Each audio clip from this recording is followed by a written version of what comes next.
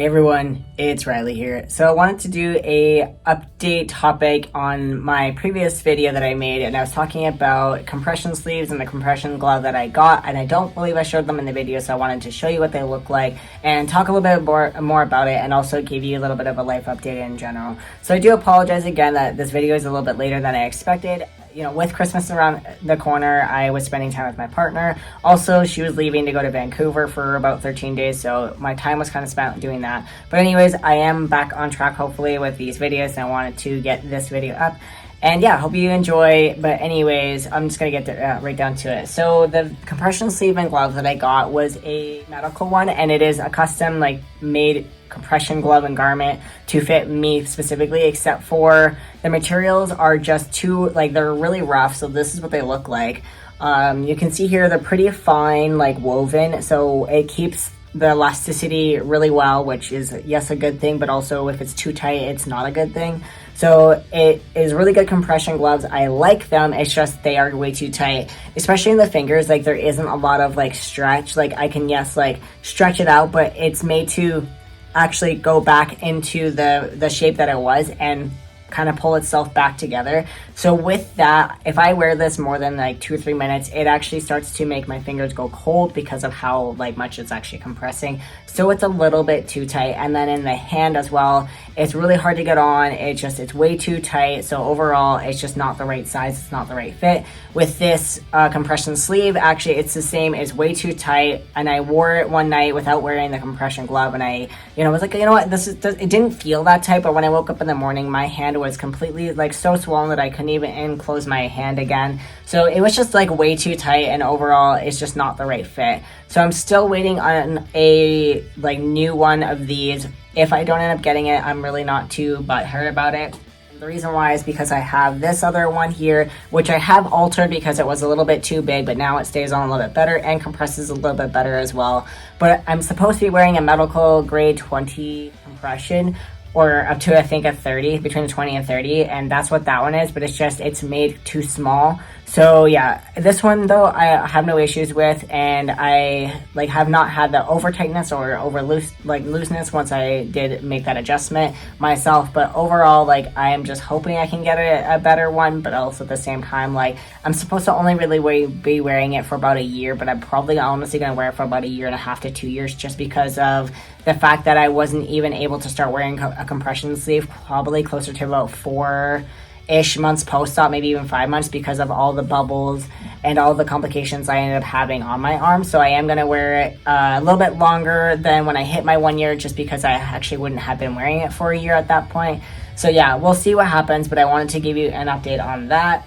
Also too, I can actually show you what my arm looks like here. So I will give you a warning before I take this off here, is if you don't like scars or wounds or anything like that, I would recommend that you get off this video. But otherwise, I really do appreciate you watching these videos and staying up to date and just educating yourself on this kind of process. So once I take this off here, you'll see everything looks honestly really good. I'm really shocked at how the coloration on the graft looks. So this is where my graft ends. If I get up really close to the camera, you can see where it ends, but if I'm a little bit further back, the only thing you can really see is this right here is where I had a lot of the complications. I'm still getting bubbles every now and then, but right here as well, which is where the graft ends. So again, when I'm really close to the camera, you can see the scar lines, and you can see the lines where the actual graft was. But if I back up, you can't really see the top and the bottom. You can just mostly see a lot of the red, which I'm really liking. So unless you're really close to me, you wouldn't really notice.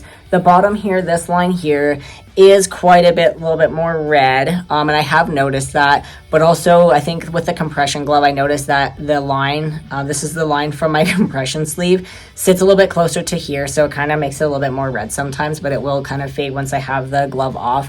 But again, the bottom of the line sits right about here. Again, you can see it when I get close to the camera, but if I'm back a little bit, you don't really notice it as much. And then honestly, on this side here, you don't really see the line unless I'm closer to the camera. So again, this line right here, the biggest one I do notice is, regardless of how close or far I am, you can see this, which I kind of honestly don't like.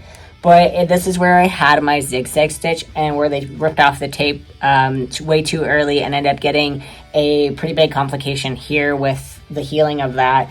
And then also here, I had a complication with a part of the graft not taking and also a part of the tendon showing. So the parts that you can see the most are like the red parts. So here, here, and then here and here. So all 4 of those spots is where I had the biggest amount of complications. Everything else around that, the skin looks really good and actually looks very similar to like my color of my skin. So I'm really, really honestly pleased. This is not even a year post-op.